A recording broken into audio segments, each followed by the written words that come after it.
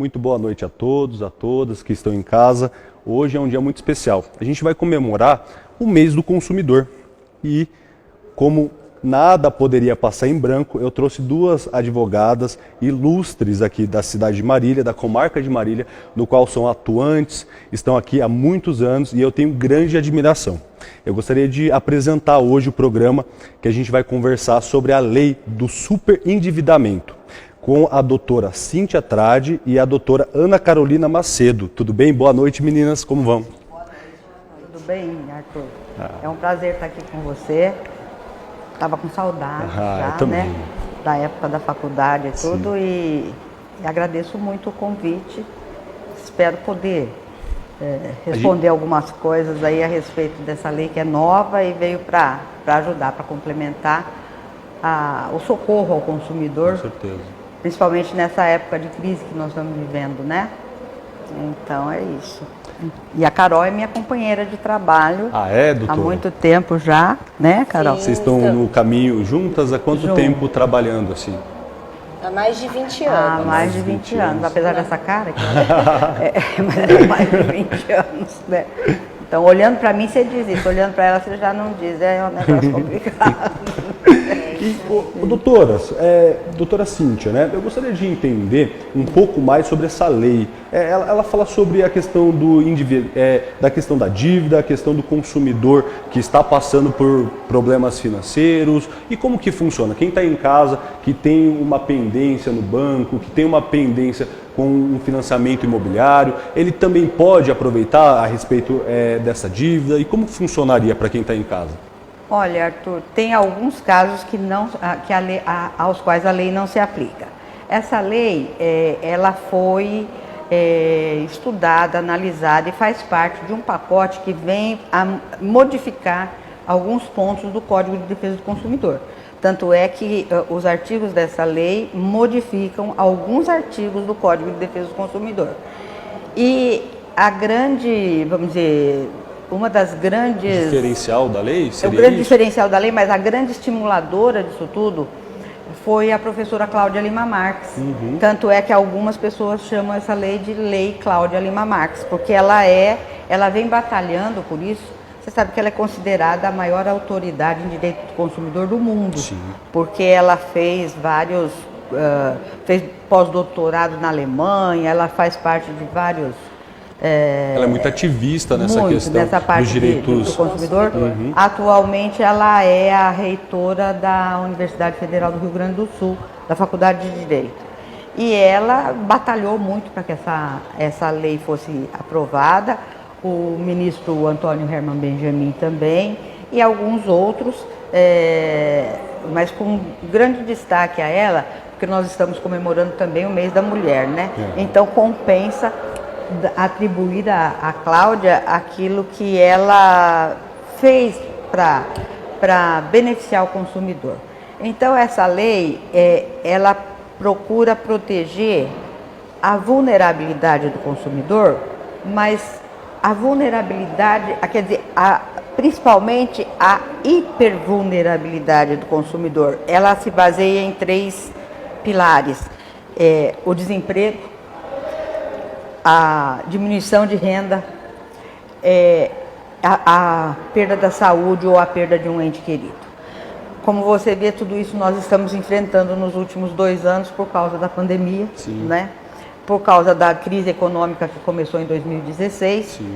E com relação a tudo isso, resultou num número absurdamente grande de pessoas endividadas, super endividadas. São 72,5% das famílias brasileiras que estão super endividadas. Um percentual altíssimo, né? Altíssimo. E aumentou coisa de... com a pandemia, de 30% a 40%. Já vinha muito alto. Sim. E isso também se deve à facilidade da concessão do crédito, indiscriminado, sem maiores critérios, tanto por parte das instituições financeiras, como por parte das vendas que muitas vezes as pessoas que trabalham em grandes magazines ou mesmo pela internet forçam para que a pessoa adquira, E né, Carol? A gente né, percebe do dia a dia, né? exatamente. Então isso faz com que a pessoa tá fácil ali, você tem a necessidade, porque a necessidade de dinheiro todos nós temos, né? E a pessoa vai e adquire, compra e depois fica sem conseguir pagar. E a gente percebe, e daqui a pouco eu vou pedir para a Carol falar um pouco mais da lei, mas a gente percebe uma coisa muito interessante. O que leva ao superendividamento é essa concessão de crédito que não se preocupa com a possibilidade de pagamento, se preocupa simplesmente com a concessão em si, porque eles têm metas para bater, eles têm objetivos que são impostos a eles também, as pessoas que trabalham em instituições financeiras e tal. Então, cada vez mais estão surgindo, inclusive agora tem esses bancos virtuais que não tem nem sede física nem nada, né? Então, as pessoas vão pegando, e quando vêm estão escravas daquilo que a princípio parecia a salvação, né? Perfeito, então seria uma faca de dois gumes, né? Sim. E de início seria algo benéfico, porque ela teria aquele crédito momentâneo, mas chegaria a conta. E aí Exatamente. Quando chega a conta, muitas vezes ela não tem como comprar um alimento, sobreviver, né? E isso daí é muito preocupante. Eu sei que assim não faz parte dessa lei, claro, doutora, mas assim, o fato é, o ordenamento jurídico não determinou o limite de 30% no caso de empréstimos consignados, empréstimos vinculados à questão de um benefício, de uma aposentadoria. E muitas vezes a gente percebe que a própria instituição financeira, ela não respeita esse limite que possui, né? Que o consumidor ele tem direito e tem que ter garantido, né? Quando a gente vai pegar um documento e ver quanto que a pessoa está recebendo, muitas vezes ela está recebendo 40%, 50% do valor líquido que ela tem, né? E isso daí, essa lei veio para frear, para balancear, doutora Carolina. Como que funciona essa situação? Exatamente. Essa lei, ela é uma segunda chance para o devedor. Porque o que ela visa? Ela visa não só proporcionar ele a possibilidade de pagar a dívida de uma maneira que não comprometa ao mínimo existencial, assim como ele repactuar todas as suas dívidas, que a gente fala em massa. Essa ação, ela visa o quê? Então, o devedor, o consumidor endividado, o que ele vai fazer? Ele vai pegar todas as dívidas que ele possui e ele vai entrar com uma ação onde ele vai pleitear a repactuação dessas dívidas. E o que acontece? Num primeiro momento, é marcada uma audiência de tentativa de conciliação.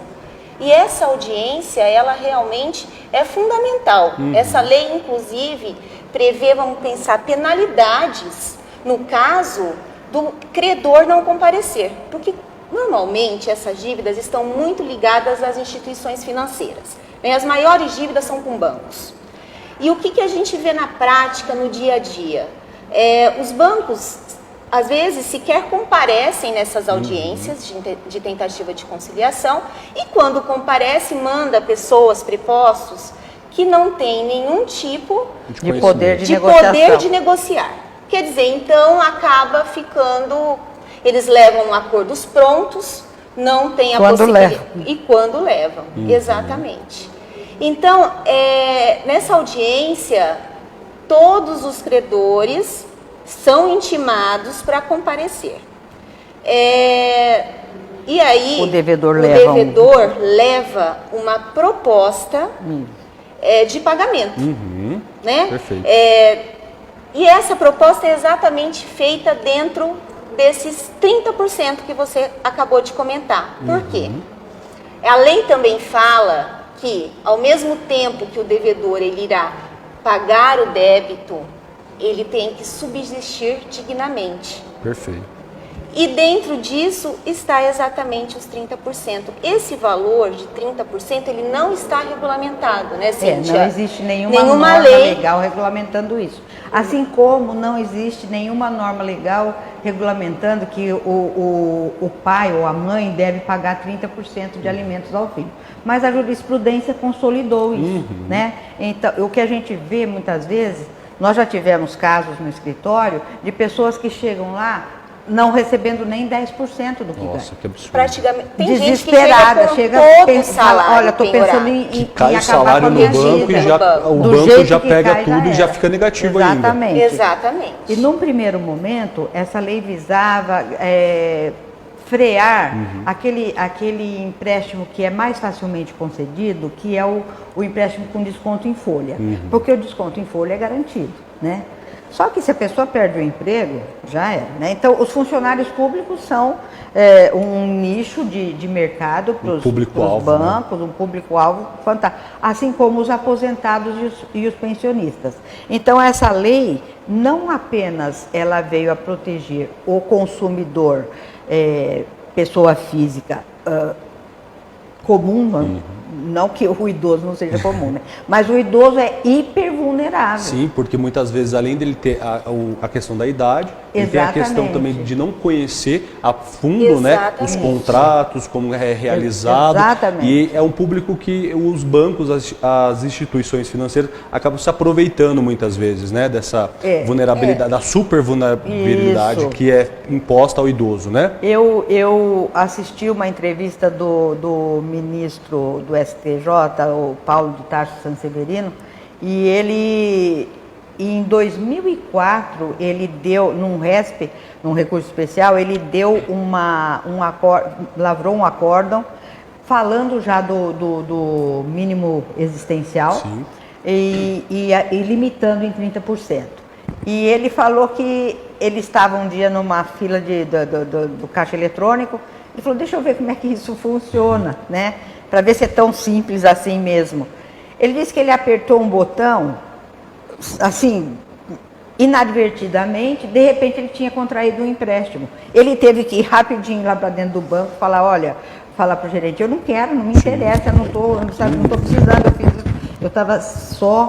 eu estava apenas verificando e tal. O gerente anulou a operação, mas cobrou uma taxa, né? Então, quer dizer, além de tudo, o gerente é corajoso, né, gente? Tem que tirar o chapéu para ele, o ministro do STJ. Agora você vê, não é apenas isso, a gente vê as pessoas, bem como você falou, Arthur, num primeiro momento é um refrigério.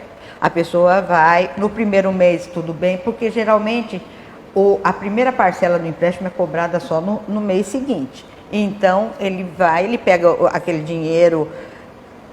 O início de tudo se dá na primeira operação. A partir da segunda, terceira, da quarta, já são operações para quitar dívidas com o próprio banco. Com certeza. Né? Então, o banco, o que o banco faz quando você... Eu estou usando o banco, mas... pode ser uma questão de cartão, crediário, tudo. Contrato. Porque tem gente que compra muito, é muito consumista e vai fazendo vários carnês em várias lojas de departamento. Vai comprando roupa aqui, comprando roupa ali, e aí na hora que vai ver tá com um monte de dívidas. Exatamente. E fora isso, tem os acidentes da vida, que ninguém está livre, né? Com certeza. A perda do emprego, uma doença na família, tudo isso que leva a pessoa, às vezes, a ter um gasto totalmente absurdo, inesperado, né? Certeza. E a pessoa fica naquele desespero. E a gente chega a ver coisas assim, importâncias estratosféricas, que a pessoa foi obrigada, entre aspas, porque é um bom pagador, porque tem gente que é inadimplente de carteirinha.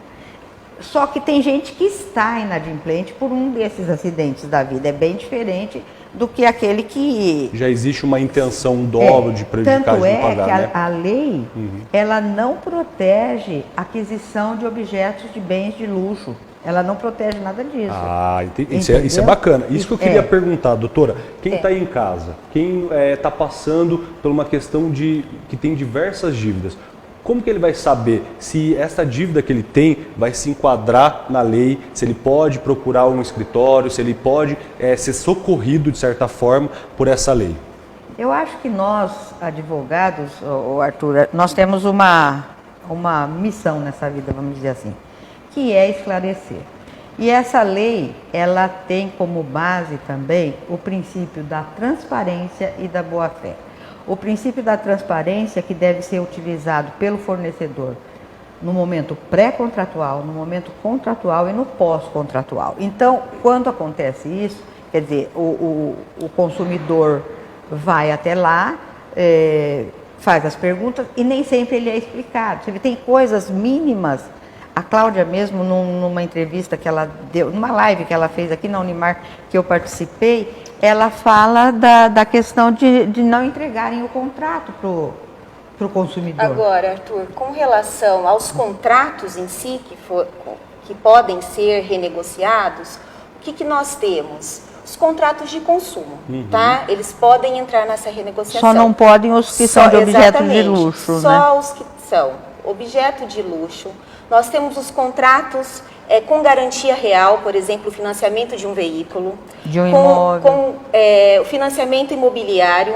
Crédito rural também não está dentro dessa renegociação. Tributo, doutora, pode? Não. Tributo também não pode. Pensão alimentícia, às vezes tem alguém aí super endividado, né? Vai ter não que pedir pagando lá os na vara da alimentos. família mesmo. Exatamente. Não está dentro. Né? Não adianta achar que vai se socorrer disso, porque realmente não vai conseguir, né? Sobrepondo a questão dos alimentos, a né? questão Com a necessidade da dívida, a né? defesa do mínimo vital mesmo, Exatamente. né? Mínimo existencial. Então, essa lei, ela é dividida em duas partes. Uma, ela é de prevenção. Isso. E a outra é de tratamento ao superendividamento. Isso. Então, o que acontece? Na de prevenção, nós temos, quando, que a Cíntia até falou, o dever de informação da instituição financeira. O princípio da transparência. O princípio da transparência, a responsabilidade do fornecedor pela concessão de crédito abusiva, sabe? Contrate agora, crédito já. Mas ele também não vai falar os juros, o percentual, muitas vezes Exatamente. isso vai ficar camuflado, né, doutor? E a gente está numa sociedade que ela é consumista, hiperconsumista. E que veio criando necessidades através dos tempos. Quem é que tinha celular há 30 anos atrás? Todo mundo vivia perfeitamente bem sem celular. Hoje você olha para alguém que não tem celular, você parece que está vendo um ET. Porque a pessoa esquece o celular, ela volta desesperada para casa. Porque como se tivesse deixado algo mesmo. Então, foram criados, né, Carol? A gente percebe isso. Foram criadas várias necessidades que não existiam anteriormente, né? E a gente está essa questão que a Carol falou, da prevenção, é nesse ponto que eu falo que o advogado, se a pessoa, por exemplo, você perguntou, a pessoa está em casa, está endividada, não está dormindo à noite, não está conseguindo viver sossegada porque ela está sem dinheiro, porque o salário que ela ganha foi diminuído por causa da pandemia, ou ela perdeu o emprego, ou fechou o seu negócio, quantas lojas a gente vê fechadas por aí e tudo. Ela pode sim procurar um advogado, se informar, porque ninguém melhor do que o profissional do direito para explicar os casos que estão tutelados por essa lei e os que não estão, né? Agora, quando a pessoa pretende, porque veja bem, comparando com o direito lá fora, fazendo um paralelo com o direito comparado, a nossa lei é uma lei de pagamento da dívida, mas de pagamento dentro da possibilidade do devedor, sem comprometer a sua sobrevivência. Ele é o protagonista. Exatamente. O devedor, nessa lei, ele é o protagonista. Ele procura o judiciário. Então, muitas vezes, ele tem aquele sentimento de querer pagar, Exatamente. Então, serve para aquela pessoa que está em casa, que não consegue dormir, que fica preocupado com a dívida, que fala assim, meu Deus, como que eu vou fazer para poder estar adimplindo? Então, ele vai procurar, ele mesmo toma atitude para poder parcelar, para tentar. Então, ele vai pegar aquele balaio que está todo solto, ele vai tentar unificar para poder demandar e ver como que vai ficar, se dá para pagar essa dívida em uma única parcela, seria isso? Não, ou pode parcelar, isso que é a minha dúvida. A lei, ela impõe regras. E quais são essas regras? não sei se você já percebeu que a cada vez que essas pessoas que já têm empréstimos vão renegociar esses empréstimos, estica-se o prazo, né, para diminuir pouca coisa na parcela e o prazo vai lá para frente. Então são 80 meses, não sei quantos anos. E o saldo final às vezes até aumenta. Aumenta. Uhum. Sim, o débito fica impagável, né? Ele vira escravo da dívida. Da dívida, isso. É o que você falou, muitos clientes chegam no escritório pensando em tirar a própria vida em razão do débito. São vários. Né? São pessoas que têm 100%, 90% do salário retido pela instituição financeira para pagamento dos débitos e mesmo assim eles enviam nos extratos bancários, você tem crédito pré-aprovado. De tantos mil. De tantos mil. Não, então, quer dizer, a lei, ela vem realmente falar, olha, essa abusividade aqui não pode acontecer. Exatamente. Você vai ser responsável pela sua conduta. Né? Então, feita essa audiência de conciliação, ótimo, os credores participaram, teve acordo, excelente, é homologado pelo juiz. Isso. O prazo, 5 anos. Prazo de pagamento, tá na lei. 5 anos. Né? Então, depois desses 5 anos, extingue a obrigação, acabou o débito e aí o consumidor volta, porque durante esse período ele também não pode contrair mais dívidas. Desse período de 5 anos... ele não pode voltar a se socorrer da lei, ele não pode contrair débitos da forma como ele contraía antes, mas ao mesmo tempo, como existe uma limitação naquilo que ele passa a pagar, ele consegue se manter ativo no mercado, movimentar a economia através do pagamento das suas necessidades básicas. Uhum. Então, e no final, e ao mesmo tempo, é uma garantia para o credor, porque de outra forma, o que ia acontecer? O credor não ia receber nada. Porque nós não temos no Brasil prisão por dívida. Não. Às vezes a pessoa tem apenas uma casa, é bem de família, protegido pela Lei 8.009/90.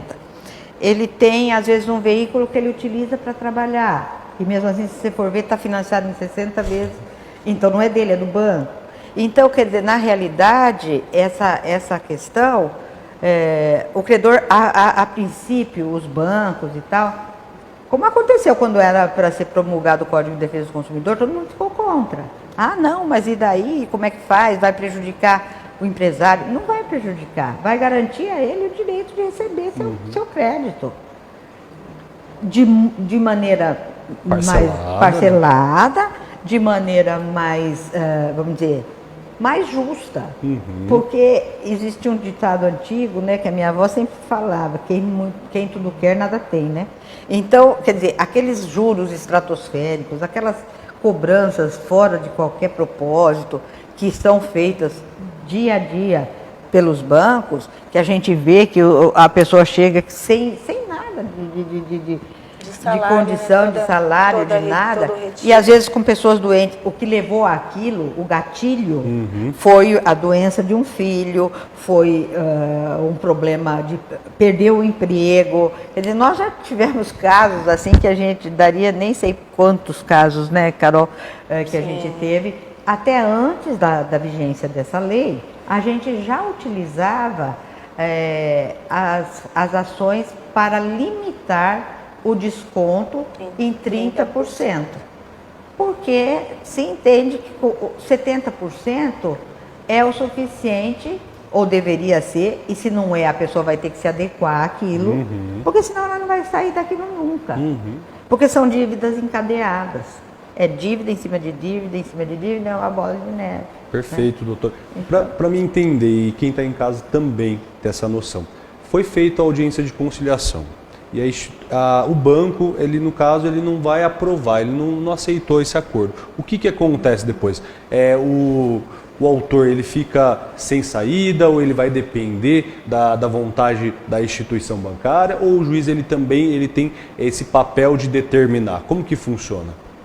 Ele tem esse papel, sim, de determinar, né, prossegue o processo, e então o juiz ele vai fazer um plano judicial compulsório do pagamento.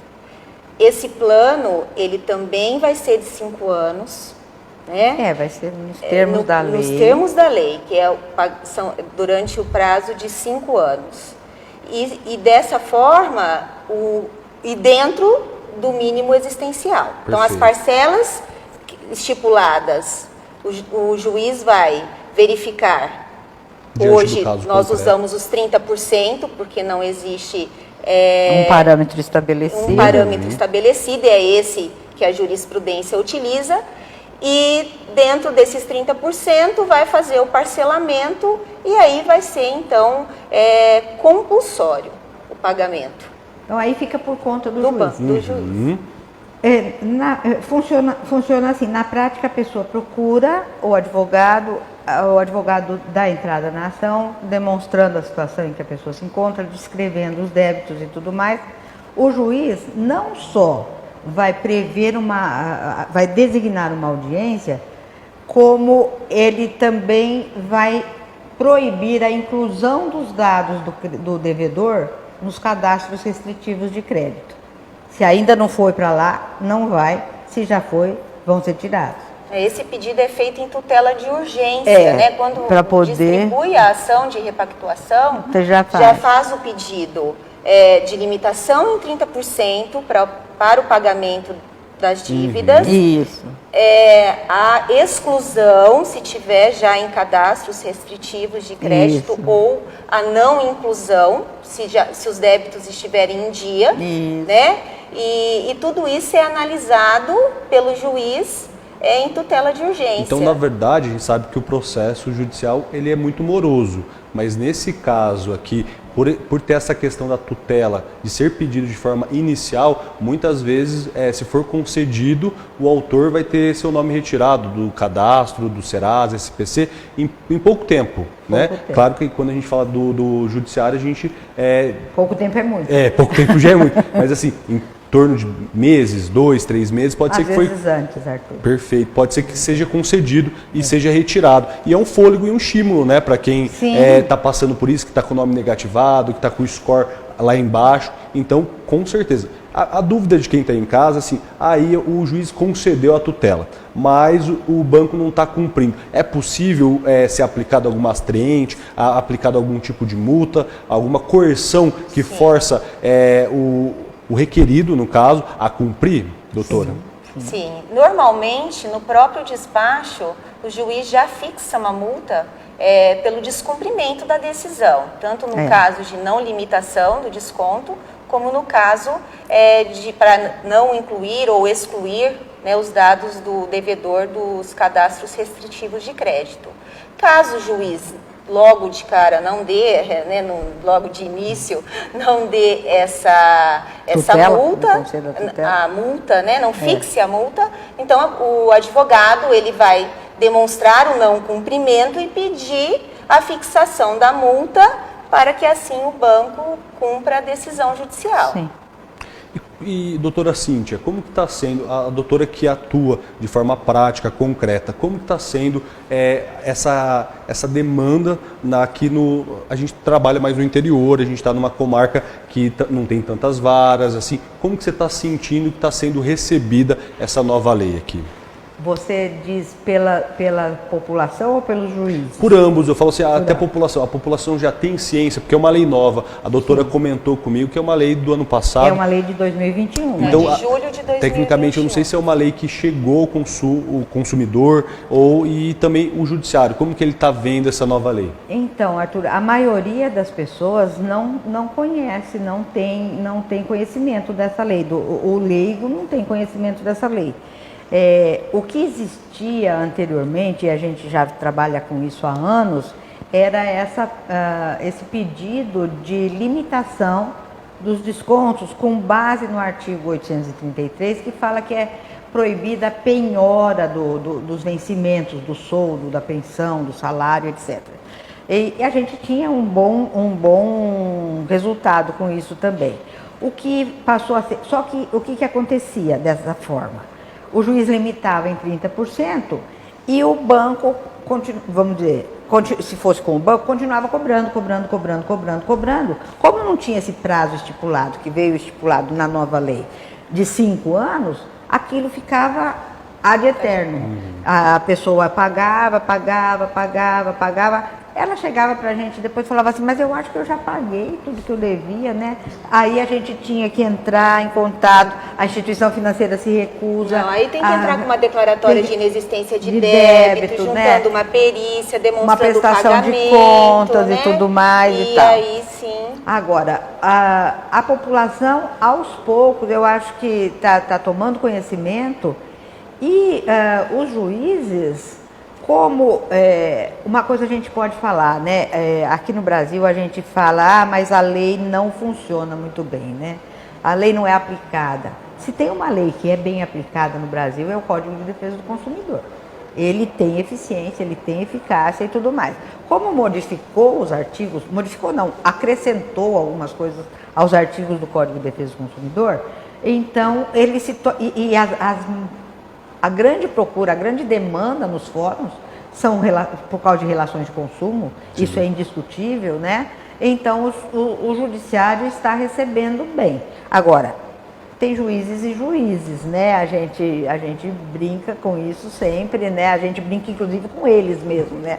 Graças a Deus aqui em Marília nós temos assim, os juízes aqui são bastante abertos para os novos conhecimentos e tal, tanto nesse aspecto como também no direito de família, né? Essa questão Perfeito. Que a gente estava conversando há pouco da Sim. alienação parental e tudo mais. Então, a gente tem percebido que... E nós temos distribuído ações fora daqui também, né, Carol? Né? Porque com essa facilidade agora, audiência virtual, né? E tudo mais, a gente consegue atuar de uma forma nacional, se a gente nós tivemos uma decisão inicial num processo que está correndo em São Paulo, que foi quase que nós pusemos num quadro, Sim, né? A decisão perfeita. Não precisamos, uma aula, né? Uma aula. Não teve necessidade de um reparo.